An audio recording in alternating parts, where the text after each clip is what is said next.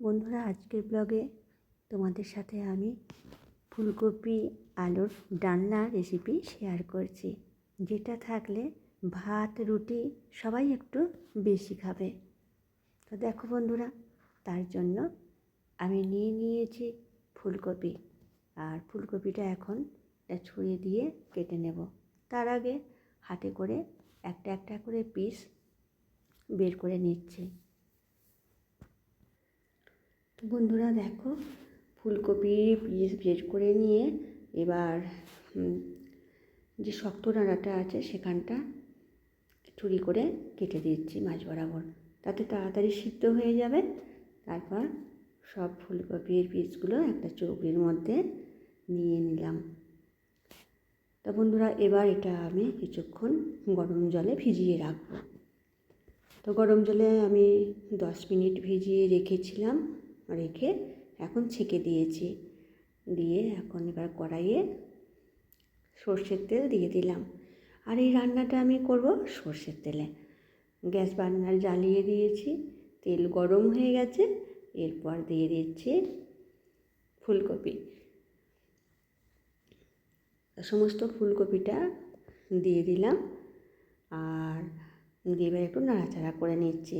তো বন্ধুরা, আমি সর্ষের তেলে রান্না করছি আর করব, তা তোমরা এটা সাদা তেলেও রান্না করতে পারো যদি কারো মনে হয়, তা তো ভালোই হবে। তা দেখো বন্ধুরা, এরপর ফুলকপিটা ভালো করে নাড়াচাড়া করে এখন দিয়ে দিচ্ছি সামান্য পরিমাণ লবণ, হলুদ আর দিয়ে ভালো করে এবার একটু নাড়াচাড়া করে নিচ্ছি। আর বন্ধুরা, কালার হওয়ার জন্য দিয়ে দিলাম কাশ্মীরি মরিচ 1/2 চামচ। দিয়ে এবার ভালো করে ভেজে নিচ্ছি, নিয়ে তারপর তুলে রাখবো। তাতে কী হবে, এভাবে ভাজলে কালারটা কিন্তু সুন্দর আসে। তা দেখো বন্ধুরা, বেশ কালারটা সুন্দর হয়েছে আর লাল লাল রঙও হয়েছে। এখন একটা চামচ নিয়ে তুলে রাখছি। এরপর দেখো, সমস্ত ফুলকপিগুলো আমার প্লেটের মধ্যে তোলা হয়ে গেল। এবার কড়াইয়ে তেলে দিয়ে দিচ্ছি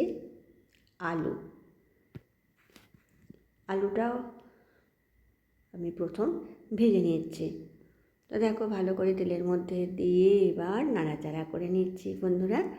আর আলুর মধ্যে দিয়ে দিচ্ছি সামান্য পরিমাণ হলুদের গুঁড়ো আর লবণ, তাতে কালারটা বেশ ভালো হবে। আর লবণ দেওয়ার জন্য টেস্ট ভালো হবে, ভালো করে ঢুকবে আলুর মধ্যে। তাই এখন দিয়ে দিলাম, দিয়ে ভালো করে এবার একটু লালচে করে ভেজে নিচ্ছি। তো হয়ে গেছে, এখন তুলে নিচ্ছি একটা পাত্রের মধ্যে বন্ধুরা। আর এরপর কড়াইয়ে দিয়ে দিচ্ছি আবারও সর্ষের তেল। আর যে কোনো তরকারি সর্ষের তেলে রান্না করলে টেস্ট ভালো হয়, তবে আমরা সাদা তেলেও রান্না করি।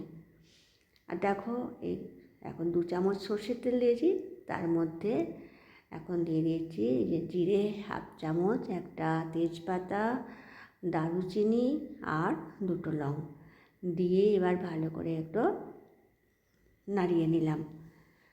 আর বেশ সুন্দর একটা মিষ্টি সেন্ট আসছে এখন। আর এখন এবার দিয়ে দিলাম সামান্য একটু চিনি। আর এই গরম তেলে চিনি দিয়ে একটু যদি এভাবে একটু ক্যারামেল তৈরি করে যায় না, তাহলে কালারটাও খুব সুন্দর হয় তরকারির। তাই একটু চিনি দিয়ে ক্যারামেল তৈরি করে নিলাম। বেশ ফেনা ফেনা হয়েছে, তেমন সময় আমি দিয়ে দিলাম আদা আর কাঁচা লঙ্কা বাটা। আমি দুটোকে একসাথে বেটে নিয়েছিলাম, সেটা দিয়ে দিলাম। দিয়ে এবার অল্প একটু নাড়াচাড়া করে নিচ্ছি। তো বন্ধুরা দেখো, এরপর দিয়ে দিচ্ছি টমেটো কুচি। আমি একটা বড় টমেটো কুচি কুচি করে কেটে নিয়েছি, আর সেটা দিয়ে এবার ভালো করে নাড়াচাড়া করে নিচ্ছি। তোমরা টমেটো পেস্ট দিয়েও এই রেসিপিটা রান্না করতে পারো।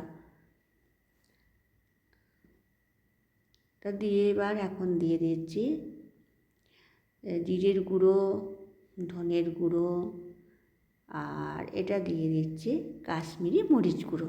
কালারের জন্য। টমেটোটা সামান্য একটু নরম হয়েছে তেমন সময় দিচ্ছি। দিয়ে দিলাম হলুদের গুঁড়ো আর দিয়ে দিচ্ছি এখন জল, কারণ জলটা না দিলে মশলাটা পুড়ে যাবে, সেই জন্য এখন জল দিয়ে ভালো করে এবার মশলাটা কষিয়ে নিচ্ছি বন্ধুরা। দেখো, আর এই রেসিপিটা আমি একদম সম্পূর্ণ নিরামিষভাবে তৈরি করছি। এটা কোনো উপবাসের দিনেও এইভাবে যদি আমি এই ফুলকপির ডালনা রান্না করি তাহলে অনায়াসেই মানুষ খেতে পারবে। আর বা যে কোনো দিনই নিরামিষভাবে রান্না করলেও খাওয়া চলবে। এখন মশলাটা আমার কষানো হয়ে গেছে, তেল ছেড়ে এসেছে, তেমন সময় দিয়ে দিলাম ভেজে রাখা আলু, দিয়ে ভালো করে নাড়াচাড়া করে নিচ্ছি। আর এরপর বন্ধুরা দেখো, দিয়ে দিচ্ছি পরিমাণ মতো লবণ। লবণটা এখন একটু দেখে দিতে হবে, কারণ আমি তো ভাজার সময় অল্প অল্প লবণ দিয়েছি ফুলকপিতে বা আলুতেও, তাই এখন একটু কম করেই দিলাম। দিয়ে ভালো করে নাড়াচাড়া করে নিচ্ছি বন্ধুরা। এরপর আমি গরম জল করে রেখেছি, দিয়ে দিচ্ছি গরম জল, আর দিয়ে ভালো করে এবার নাড়িয়ে নিচ্ছি যাতে মশলাটা সমস্ত জলের মধ্যে গুলে যায়, অর্থাৎ মিশে যায়। আর গরম জল দিয়ে রান্না করলে তাড়াতাড়ি সিদ্ধও হয়ে যায়। এখন দিয়ে দিলাম ফুলকপি, কারণ আলুটা আমার অনেকটা সিদ্ধ হয়েই আছে, প্রায় 80% সিদ্ধ হয়ে আছে, সেই জন্য একসঙ্গে আলুর সাথে ফুলকপি এখন দিয়ে দিলাম। দিয়ে মিষ্টির জন্য 1/2 চামচ চিনি দিয়ে দিলাম, দিয়ে একটা ঢাকা দিয়ে দিচ্ছি। ফিরে আসছি মিনিট 4 পরে। তা দেখো বন্ধুরা, বেশ সুন্দর ফুটছে ফুলকপি আর আলু। আমি দেখছি কতটা সিদ্ধ হয়েছে, তা বেশ সুন্দর সিদ্ধ হয়ে গেছে বন্ধুরা। দেখো, এইভাবে একটা আলু যদি এইভাবে গালিয়ে দেওয়া হয় গ্রেভি ভালো হবে বেশ, সেই জন্য এইভাবে গালিয়ে দিচ্ছি। আর এরপর দেখো, আর সিদ্ধটা তো আলুটাও হয়ে গেছে আর ফুলকপিটাও মানে শক্তও আছে অথচ সিদ্ধ হয়ে গেছে। এখন দিয়ে দিচ্ছি গাওয়া ঘি আর দিয়ে দিচ্ছি গরম মশলা গুঁড়ো, তা দিয়ে এরপর ভালো করে একটু নাড়িয়ে নিচ্ছি বন্ধুরা। দেখো, দিয়ে দিচ্ছি একটা ঢাকা কিছুক্ষণ স্ট্যান্ডিং টাইমের জন্য। আর ঢাকা দিয়ে রাখলে বেশ সেন্টটা ভালো প্রবেশ করবে। আর কিছুক্ষণ পর বন্ধুরা তোমাদেরকে ফিরে এসে দেখাচ্ছি কতটা সুন্দর হয়েছে। আর এই রেসিপিটা থাকলে ফুলকপি আলুর ডালনা তোমরা একবার হলেও আমার মতো বানিয়ে দেখো, জাস্ট অসাধারণ হেভি টেস্ট হয়েছিল। আর এটা ভাত, রুটি, পরোটা সব কিছুর সাথেই ভীষণ ভালো লাগবে। দেখো, আরও কিছুক্ষণ ঢাকা দেওয়ার পর এখন আমি এসেছি একটা জায়গায় তুলে রাখবো, তা পরিবেশন করে তোমাদেরকে দেখাচ্ছি কতটা সুন্দর হয়েছে। দেখতেও যেমন হয়েছে, টেস্ট তেমন হয়েছে। তা কেমন লাগলো আমাকে একবার কমেন্ট করে জানিও। আর তোমাদের মিষ্টি মিষ্টি কমেন্ট আমার ভীষণ পড়তে ভালো লাগে।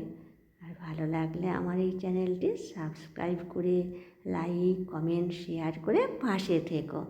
তা দেখো, খুবই সাধারণভাবে রান্নাটা করলাম, কিন্তু সাধারণ হলেও টেস্ট খুব সুন্দর হয়েছিল বন্ধুরা। আজকের মতো আসি, দেখা হবে আবার অন্য দিনে।